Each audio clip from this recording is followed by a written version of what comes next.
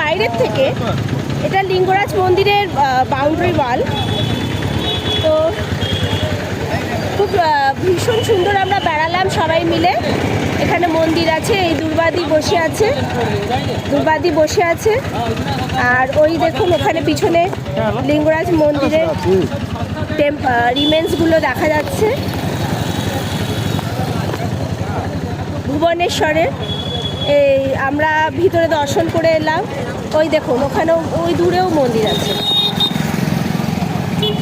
পুরো এলাকাটাই মন্দিরে ভর্তি। এত মনোরম দৃশ্য, এত সুন্দর প্রাকৃতিক দৃশ্য যে কিছু বলার থাকে না।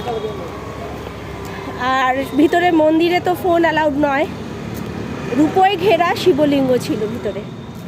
এই সেই মন্দির, এই সেই মূল মন্দিরটা এখানটা, এই বটগাছের ছায়ায় আবৃত। আর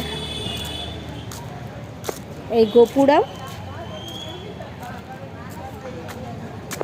প্রাকৃতিক দৃশ্যে ভরা। আমরা সবাই খুব সুন্দর বেরিয়েছি।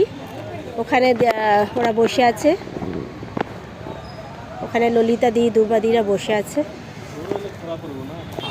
মন্দির প্রাঙ্গণ থেকে এরকম সিঁড়ি করা আছে, বাইরে বেরোনো যায়। তো আমরা রেকর্ডিং, এই মন্দিরের স্মৃতি থাকবে। আর এই ভুবনেশ্বরে ট্রেনিং করতে এসে পুজো দেওয়া ভিতরে, এবং সামনে এখন দিদিরা বসে আছে। চলুন সেখানে যাই।